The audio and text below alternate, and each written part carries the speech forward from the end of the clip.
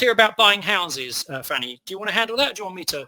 I can't see it. Where is it? What did it say about whether you should buy a house? Yeah, basically they're having exchanged. They've agreed a deal. Should they go back and ask for money off? God, that's a really interesting one. Should they go back and ask for money off? I mean, if I was to think about me, I wouldn't do that. But it's what I don't know the situation. I don't know if I can answer that really. Okay, well, I'm happy to answer it. Yeah, you go. Here's the thing: if you do not need to move, and if you've got other options for housing, then my view is this: a house is worth what the purchaser will pay, not what the seller needs. Exactly. Is asking, the bank says is worth, the valuer puts on it, or what the estate agent tells you. It is only worth what someone is prepared to pay.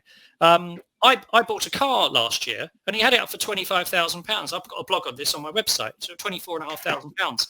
And he had it up for 25. I said, look, I'll give you 19,000. That's what I've got. He said, no, I've had a trader offer me that. I said, okay, well, I'm in the right ballpark then.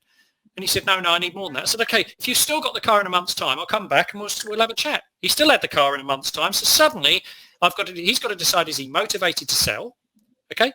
I've got options. I don't have to buy the car. I wasn't in any tearing hurry.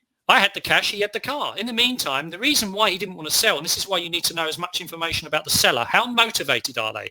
He had monthly payments going out on car finance on that car. He bought it brand new for £42,000. So not did he just pay the brand new price, he also paying this finance. And he had his new car coming. So I eventually spoke to him and I ended up paying him just over £20,000 for that car. Okay? Because the reality was no one else was knocking on his door. I was the only guy in town. And I got the car for £4,500. I got paid a bit more than I wanted to, but I got the car that I wanted. No payments, no finance, done. Went to his house, paid for it. So when it comes to buying a house, it is really, it's a real shame for the people selling, but you didn't cause coronavirus. You are the one that's taking on the risk of that property. And as soon as you buy it, you've got maintenance costs. You don't know what's going to happen to mortgage rates. You don't know what's going to happen to future values. You've got to protect your best interests. So I would say to someone, either look, I would pause this purchase and say, I'm not prepared to proceed at the moment. And the government is telling you online, they're saying pause.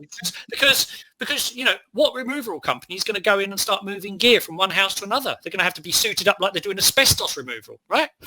So my view is pause. But equally, if you're really keen on the place, and there's a young lady I know who asked my advice on this, and she really loves the property. I said, okay, well, that's the problem. You're emotionally invested. If you really love that property and it's really going to be difficult to find it, it's not unreasonable for you to go back and ask for some money off. So she's paying £375,000 and putting a £20,000 deposit down. I said, why don't you go and ask for £75,000 off? All they can do is say no. Yeah, I mean, you can ask the question. Let me just finish. So once you've said, I'm happy to pay 300, that may still be too much relative to where prices may go if they drop 25%. But here's the thing. You won't have paid the maximum price that it currently is.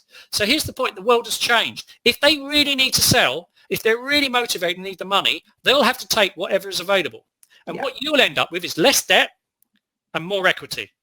Because 20,000 as a percentage of 300,000 is much better than 20,000 as a percentage of 375. So I'm saying do this in an open and honest and a pleasant way. It's not your fault. This is just how it is. Now, what are they going to do? They're either going to say no. They're either going to say no. Let's pause it. No, I'm not taking the price. And then what are they going to do? If they say no in your way, who's going to come and look at their house for the next 9 months? Because I think this is going to go on for probably 6 to 9 months, this drama. We'll have it'll probably ease down. We'll all think we're getting back to normal, and then there'll be a flare-up again. So there'll be a double dip, I think. But we will come out of it in a year's time.